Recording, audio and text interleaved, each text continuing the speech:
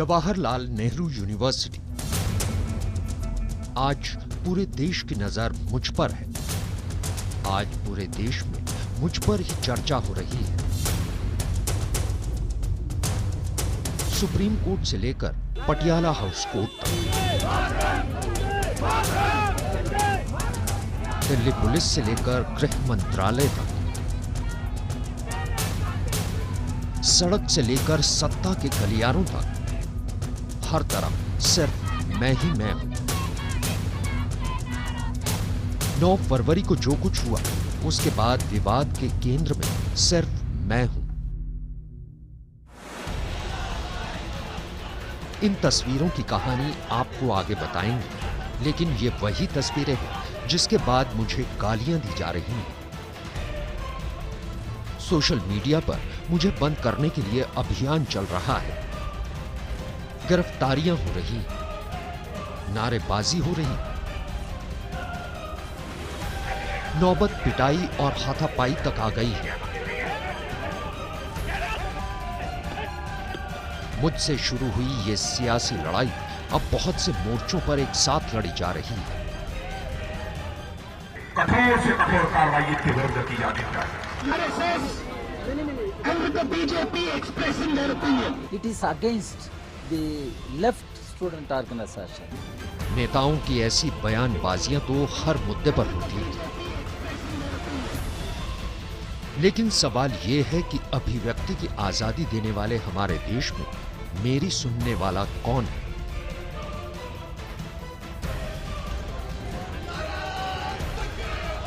JNU क्या सिर्फ कुछ छात्र संगठनों तक सीमित है? उनकी लड़ाई तक सीमित है? नहीं।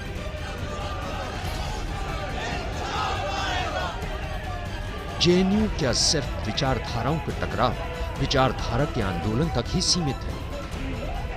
नहीं। जेएनयू का आजमा, उसका दायरा बहुत बड़ा है। देखिए मेरी अपनी जुबानी जेएनयू की कहानी। नमस्कार, मैं हूं आकाश सोनी। खबरों में खास में आज बात उस जवाहरलाल नेहरू विश्वविद्यालय की जो इस वक्त विवादों के केंद्र में है।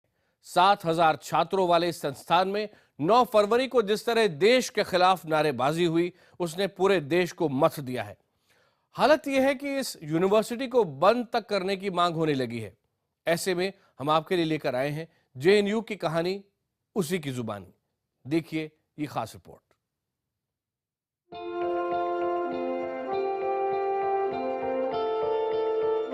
1000 एकड़ से ज्यादा जमीन पर फैला परिसर। आसमान से देखें तो इस हरियाली के पीछे बहुत शांत सा माहौल दिखता है, लेकिन सच्चाई ये है कि शांति के पीछे यहां हमेशा वैचारिक क्रांति सुलगती रहती है। अलग अलग विचारधाराएं, अलग अलग तर्क, अलग अलग नदियों की तरह बहते रहे हैं।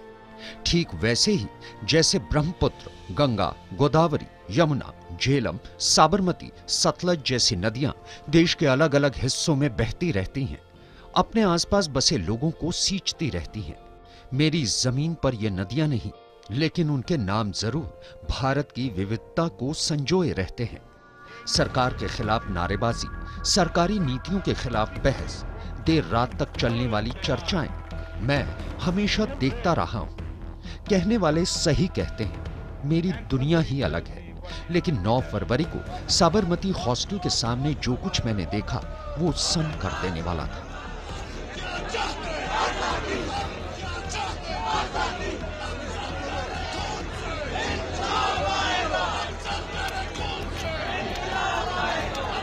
कश्मीरी आतंकी मकबूल भट्ट और संसद हमले के गुनहगार अफजल गुरु को फांसी के विरोध में हुए इस कार्यक्रम में बोलने की आजादी का गलत इस्तेमाल मैंने भी देखा। इनमें से कुछ डेमोक्रेटिक स्टूडेंट यूनियन के छात्र थे। जिस देश ने इन्हें सब कुछ दिया उसी के खिलाफ चीख रहे थे। ये कार्यक्रम थोड़ी देर में खत्म हो गया, लेकिन इससे निकली सियासी चिंगारी थमने का नाम नहीं ले रही। मैंने देखा कैसे छात्र संघ के अध्यक्ष कन्हैया कुमार को गिरफ्तार कर लिया गया, कैसे नेताओं ने इस परिसर को अपने अपने तरीके से सियासत का अखाड़ा बना लिया। श्री राहुल गांधी ने वहां जाकर जिस तरह से इस घटना का समर्थन किया, वो इससे भी ज्यादा चिंता की बात है। केंद्र में भारतीय जनता पार्टी की सरकार है। अगर उन्होंने कानून का उल्लंघन किया है तो उनके खिलाफ कार्रवाई की जानी चाहिए। देश गुस्से में है। देश के खिलाफ नारा लगाने वाले छात्र निशाने पर हैं। पुलिस कोर्ट से लेकर केंद्र सरकार तक सक्रिय है। सोशल मीडिया पर अभियान चलाया जा रहा है कि मुझे बंद कर दिया जाए। मुझ पर होने वाले खर्चे पर सवाल उठाए जा रहे हैं। छात्रों को कम कीमत पर जो सुविधाएं मिलती हैं, उन्हें कटघरे में खड़ा कर दिया गया। इस सारे विवाद के बीच उस शख्स को भी क्या कोई याद करेगा जिसके नाम पर मेरा नाम रखा गया? देश के पहले प्रधानमंत्री जवाहरलाल नेहरू, जिनकी मूर्ति यहां इस परिसर में सारा तमाशा चुपचाप देख रही है। नेहरू ने कहा था, यूनिवर्सिटी का मकसद मानवता, सहनशीलता, तर्कशीलता, चिंतन प्रक्रिया और सत्य की खोज की भावना को स्थापित करना होता है। इसका मकसद मानव जाति को लगातार लक्ष्य की ओर प्रेरित करना होता है। अगर विश्वविद्यालय अपना कर्तव्य ठीक से निभाए तो ये देश और जनता के लिए अच्छा होगा। पंडित नेहरू की इन्हीं बातों को ध्यान में रखकर उन्हें सच्ची श्रद्धांजलि देने के उद्देश्य से देश की संसद ने 22 दिसंबर 1966 को मेरी स्थापना की। 14 नवंबर 1969 को नेहरू के जन्मदिन पर मेरा औपचारिक उद्घाटन किया गया। उस दिन ही मुझे एक मकसद दिया गया था। मकसद था उन सिद्धांतों के विकास की कोशिश करना जिनके लिए जवाहरलाल नेहरू ने जिंदगी भर काम किया। राष्ट्रीय एकता, सामाजिक न्याय, धर्मनिरपेक्षता, सामाजिक समस्याओं के प्रति वैज्ञानिक दृष्टिकोण, ये सब मेरी बुनियाद बनाए गए। जेएनयू जिसने इतने बड़े सोशल साइंटिस्ट, इतने बड़े राइटर्स, इतने बड़े एडमिनिस्ट्रेटर्स, इतने बड़े नेशनलिस्ट प्रोग्रेसिव लोगों को पैदा किया, उस जेएनयू पर राष्ट्रद्रोह के आरोप लगाए जा रहे हैं। इतने बरसों में अपने छात्रों, उनकी सोच, उनकी कामयाबी ने मुझे भी कामयाब बनाया। देश की सबसे प्रतिष्ठित यूनिवर्सिटी के तौर पर स्थापित किया। इतने सालों की तपस्या है कि यूनिवर्सिटी ग्रांट कमीशन की संस्था NAAC ने मुझे देश के सबसे ऊंचे ग्रेड नंबर दिए हैं। टाइम्स की एशिया लिस्ट में टॉप 100 में नाम है। ब्रिक्स की रैंकिंग में भी यूनिवर्सिटी का नाम टॉप 100 में है। लेकिन आज ये सारे सर्टिफिकेट, ये तमगे तमगे किसी को याद नहीं है। कुछ छात्रों के नारों के शोर में सब दब गया है। नए नए वीडियो सामने आ रहे हैं। वार पलटवार का दौर चल पड़ा है और इन सब के बीच चुपचाप अपने नाम लेवा के साथ तमाशा होते देख रहा हूं। Bureau report, IBN 7। जेएनयू को हमेशा से वामपंथी विचारधारा के छात्रों का गढ़ माना जाता रहा है, लेकिन बीते कुछ वर्षों में यहां बीजेपी की छात्र इकाई अखिल भारतीय विद्यार्थी परिषद ABVP का दबदबा भी बढ़ा है। सवाल यह है कि क्या जो कुछ अभी हो रहा है वो इसी राजनीतिक टकराव का नतीजा है? देखिए जेएनयू का क्या कहना है।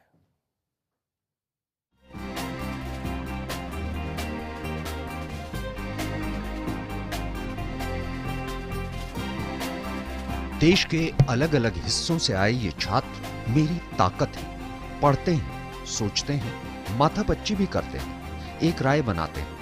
यूनिवर्सिटी के 10 अलग अलग स्कूलों में 7000 से ज्यादा छात्रों को कानून, सामाजिक विज्ञान, भाषा, संस्कृति, अंतर्राष्ट्रीय विषय से लेकर कंप्यूटर और बायोटेक्नोलॉजी तक पढ़ाई जाती है। विदेश से भी सैकड़ों छात्र यहाँ पढ़ने आते हैं। हमेशा से इस परिसर की आबोहवा में वामपंथी विचारधारा हावी रही है। विचारों की जैसे आजादी यहाँ है, वो देश के किसी और शिक्षा संस्थान में आपको नहीं दिखेगी। नर्मदा बांध प्रोजेक्ट हो, देश की परमाणु नीति हो, किसान खुदकुशी का मामला हो, देश का औद्योगिकीकरण हो, जमीन अधिग्रहण हो, हर मुद्दे पर इस परिसर में पढ़ने वाले मेरे छात्रों की बेबाक राय रही।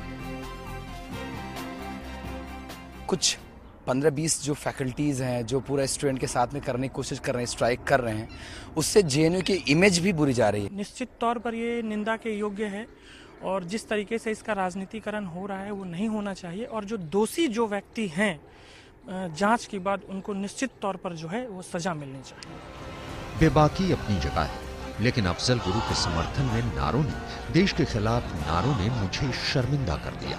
आजाद और खुले विचारों का ये स्वरूप कहीं से भी जायज नहीं ठहराया जा सकता। ऐसे ही छात्रों की वजह से विवाद भी मेरे पीछे लगे रहे। हाल ही में आरएसएस के मुखपत्र में मुझ पर यह आरोप लगाया गया कि साल 2000 में करगिल युद्ध पर हुए मुशायरे में भारत की निंदा की गई। साल 2010 में बस्तर में नक्सली हमले में 76 जवानों की हत्या का जश्न मनाया गया। वर्ल्ड कप में भारत पाक मैच के दौरान देश के खिलाफ नारेबाजी की गई।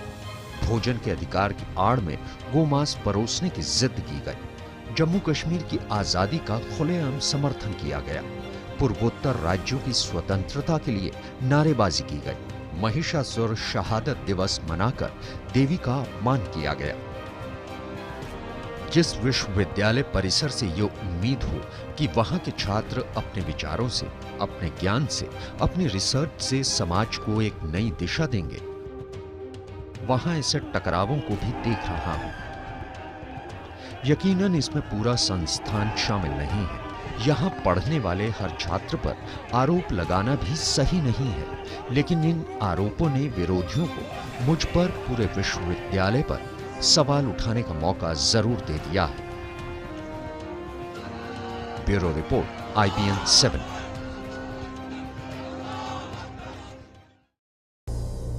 खबरों में खास में एक बार फिर आपका स्वागत है। आप देख रहे हैं JNU की कहानी।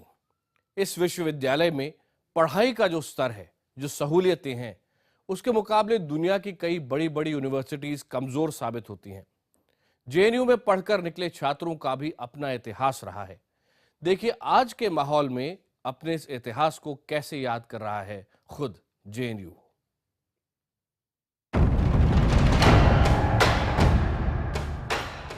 देश के लाखों छात्र सपना देखते हैं यहां पढ़ने का, लेकिन बहुत ही कम छात्रों को यह मौका हासिल होता है। इस परिसर में 65% से ज्यादा ऐसे हैं जो MPhil या PhD करने के लिए यहां दाखिला लेते हैं। 25% छात्र अपनी मास्टर्स डिग्री के लिए यहां आते हैं और इसके बाद जो जगह बचती है वो ग्रेजुएशन के छात्रों को दी जाती है। साफ है कि देश के अलग अलग हिस्सों में अपनी पढ़ाई की दिशा, अपनी जिंदगी की दिशा तय करने के बाद ही छात्र यहां आते हैं।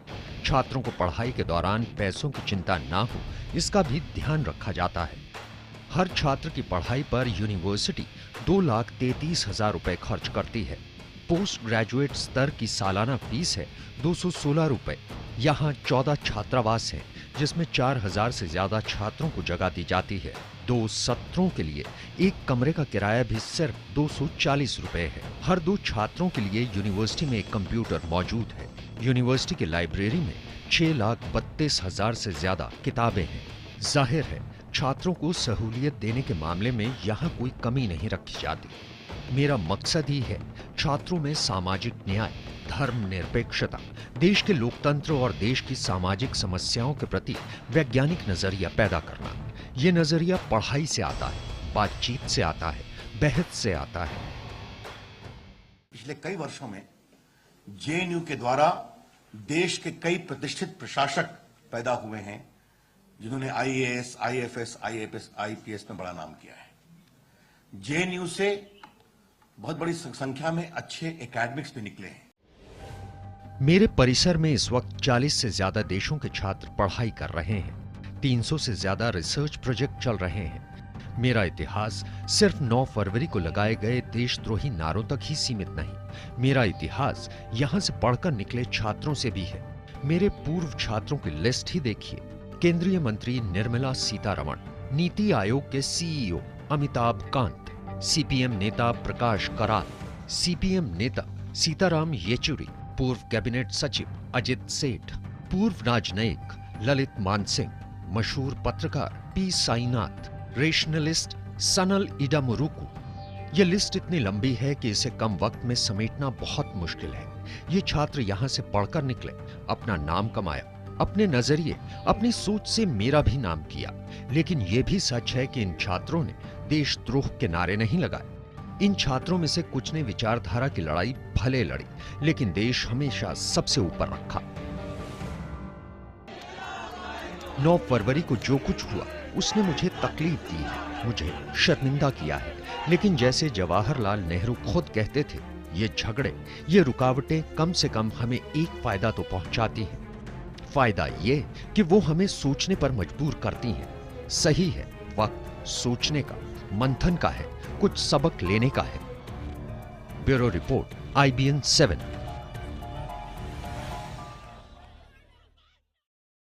JNU की कहानी, JNU की जुबानी। खबरों में खास में आज मेरे साथ इतना ही।